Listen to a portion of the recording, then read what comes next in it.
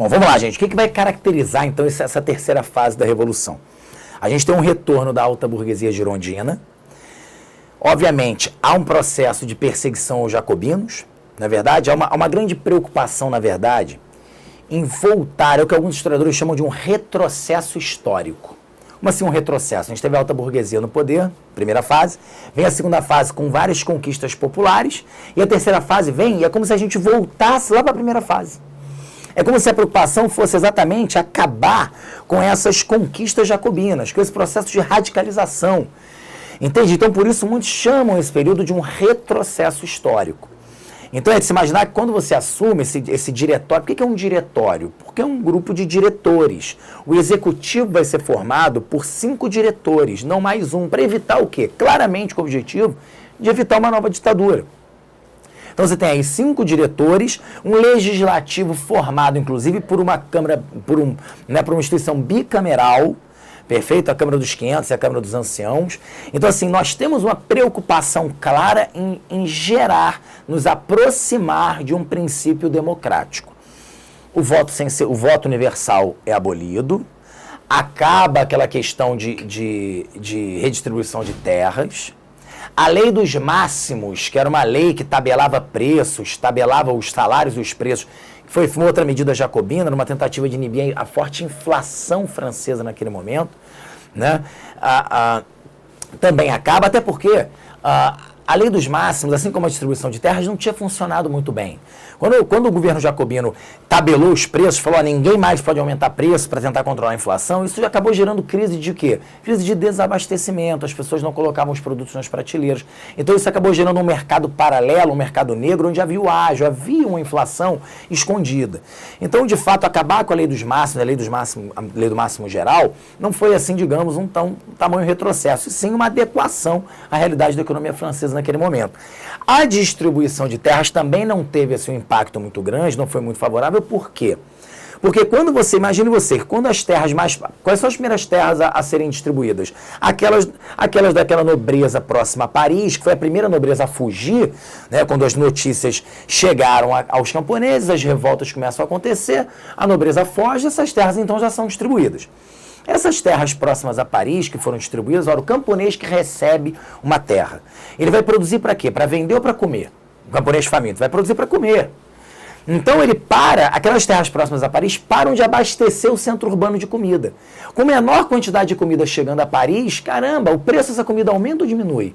Menos comida, mais cara ela fica. Olha aí, olha o impacto sobre a inflação, olha o impacto sobre o salário desse sans-culotte, né, desse trabalhador urbano, esse homem que está envolvido na revolução, que está na Guarda Nacional, que está lutando. Quer dizer, esse cara está prejudicado. Então, acabar com a lei dos máximos geral, a lei do máximo geral e acabar com a distribuição de terras naquele momento pareceu uma adequação à realidade francesa.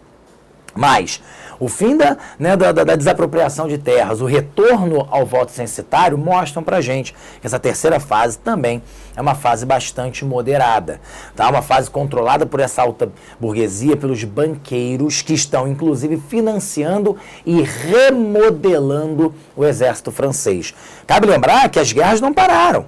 As guerras revolucionárias são um grande vapor, né? As guerras revolucionárias são aí um grande símbolo dessa revolução, junto com a Bastilha, junto com a Marselhesa, junto com a bandeira francesa, a bandeira criada lá em Paris, que na verdade o azul e o vermelho são as cores de Paris, divididos pelo branco, dando aquela ideia da bandeira tricolor, que simboliza o quê?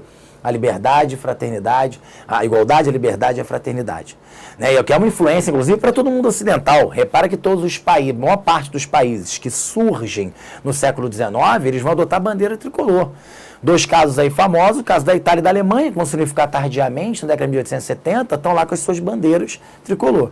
Então isso é uma clara influência da Revolução Francesa. Perfeito? Então é um período complicado, é um período de reorganização, as guerras estão acontecendo, o exército cresce, a alta burguesia, os banqueiros investem, há uma tentativa de trazer estabilidade para a França, mas o diretório não consegue.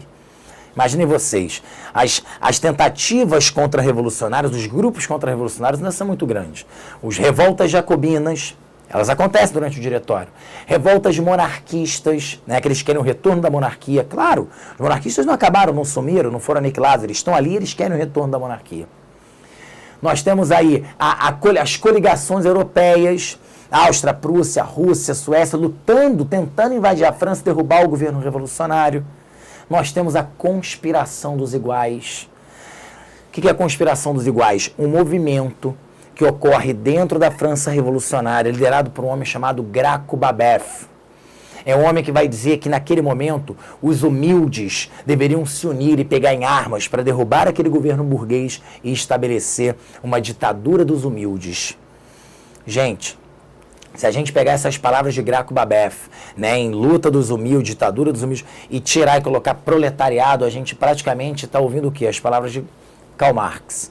Né? Então, quer dizer, para muitos isso é um embrião, isso é um dos primeiros movimentos marxistas, né, de orientação, claro que não é de orientação, marxismo é depois, é no século XIX, mas que teria aí dado, né, esse tom de ditadura do proletariado, de luta de classes, de humilde pegando em armas.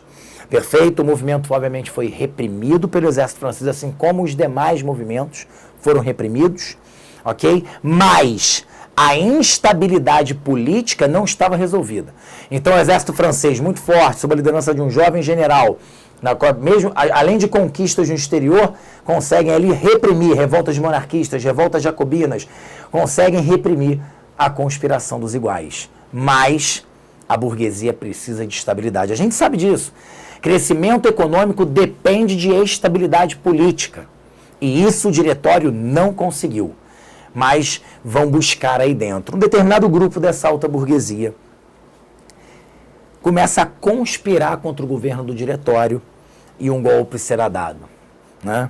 O famoso golpe do 18 Brumário, quando um jovem prestigioso general francês é puxado do meio das suas tropas para agora se tornar um grande líder político. O golpe do 18 Brumário derruba aquele governo do diretório e estabelece uma nova fase para a França.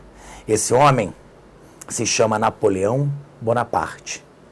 Inicia o famoso período napoleônico, que vai ser dividido em duas fases, o consulado e o império.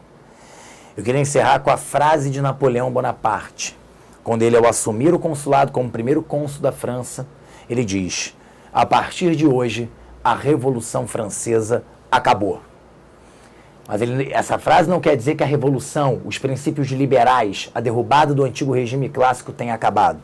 Mas sim, aqueles 10 anos de instabilidade política e crise econômica que a França vivia.